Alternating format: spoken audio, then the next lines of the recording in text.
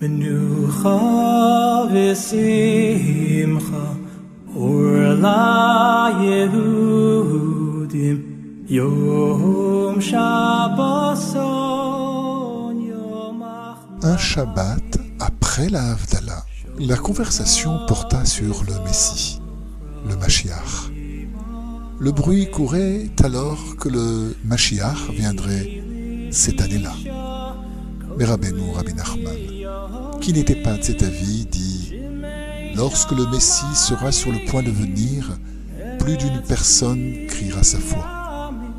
De nombreux tzadikim élèveront leur voix comme je le fais aujourd'hui.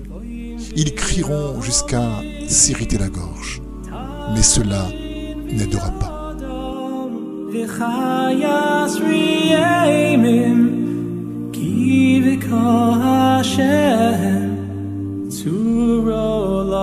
Il est écrit à propos des temps messianiques. Celui qui demeurera à Tzion et celui qui restera dans Jérusalem sera appelé saint.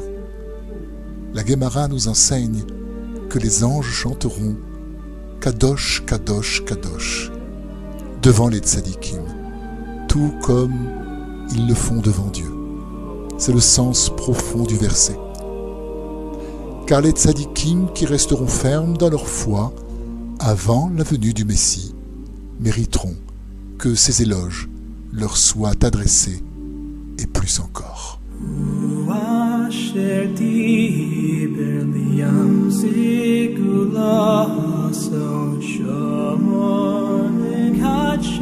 Le seul fait d'être demeuré ferme et de ne pas avoir chuté et commis les erreurs du monde leur vaudra toute cette gloire.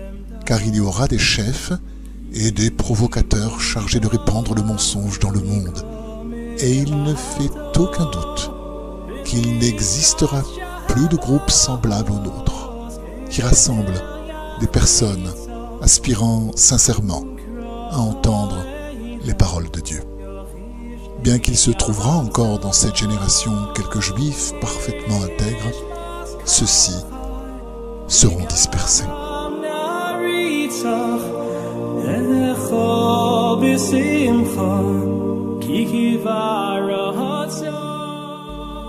Nombre de grands maîtres de la Torah ont fait des prévisions pour dater l'arrivée du Messie, affirmant avec force détail quand il viendrait. Rabbi Nachman les désapprouvait. Il disait que quelle que soit la date que l'on proposerait, ce ne serait pas la bonne. Car dès que l'on fixe une date, le Mashiach ne peut pas venir à cette date, mais avant ou après.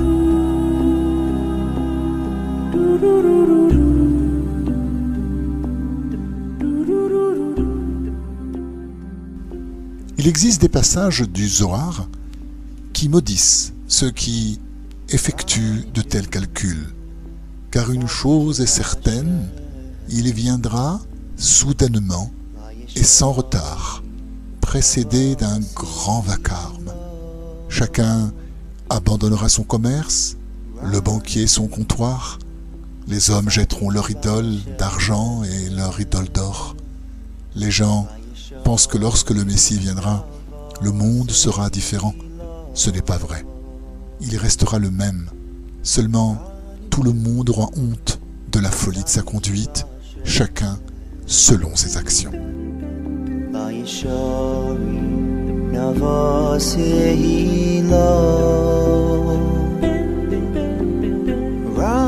Il ajouta, les gens croient que lorsque le Messie viendra, la mort disparaîtra.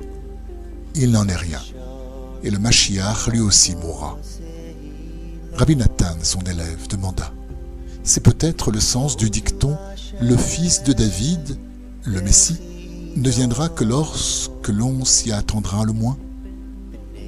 En d'autres termes, personne ne pensera que c'est lui, mais en vérité, il est déjà venu, et le voici.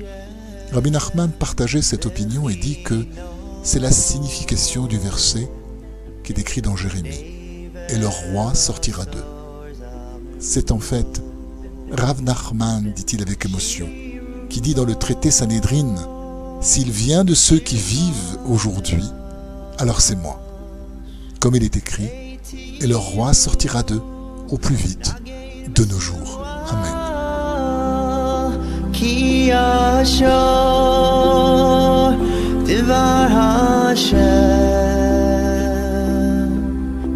Le Baal Shem Tov bénit une fois un juif en lui souhaitant de voir le visage du Messie. Parvenu à l'âge de 115 ans, l'homme s'en alla visiter tous les tzadikim pour rechercher l'explication de la bénédiction du Baal Shem Tov. Nul ne put l'éclairer. Il décida alors de venir chez Rabbi Nachman. En le voyant, ce dernier lui sourit mais ne répondit pas à sa demande. Lorsqu'il sortit de la maison, notre homme eut soudainement une pensée. Et si c'était à ce tzaddik que faisait allusion le Baal Shem Tov, une grande joie l'envahit, et il mourut peu de temps après.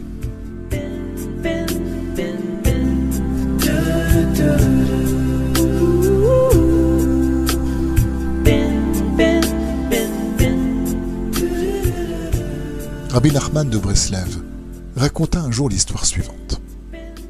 Un gros marchand voyageait avec une cargaison de bon vin, du vin hongrois. Au cours du voyage, son valet et le cocher proposèrent: « Le trajet est difficile, donnez-nous la permission d'en goûter une gorgée. » Le marchand accepta. Un jour, ce valet se trouvait en compagnie de bons buveurs dans une petite ville. Il dégustait du vin, en chantait des louanges, proclamant que c'était du vin hongrois. « Laissez-moi le goûter !» demanda-t-il. Ils lui en donnèrent. « Ce n'est pas du tout du vin hongrois !» déclara-t-il après l'avoir goûté. Très offensés, les buveurs le renvoyèrent. « Je suis sûr de ce que je dis. J'ai travaillé longtemps avec un grand marchand de vin de Hongrie et j'en connais le goût. » Mais ils ne lui prêtèrent aucune attention.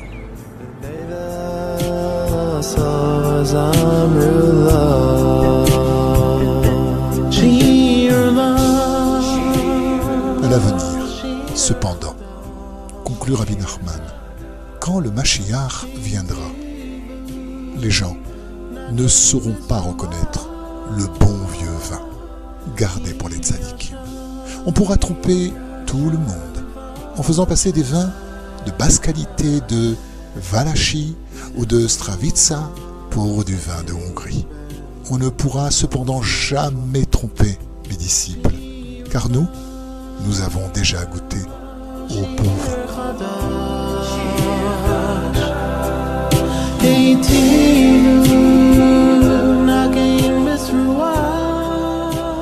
Une autre fois, Rabbi Nachman dit: « J'ai œuvré sur 3 choses auprès de l'Éternel. Premièrement, j'ai déjà brisé l'orgueil qui était en vous. Et à la manière dont vous prierez, on dira: aïe, celui-ci est un Breslev.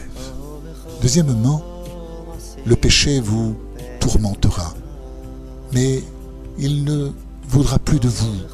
Et même si vous commettez un péché, il n'aura ni main, ni pied. Troisièmement, vous ne pourrez plus regarder le visage des vedettes du mensonge, car vous avez déjà goûté au vin hongrois.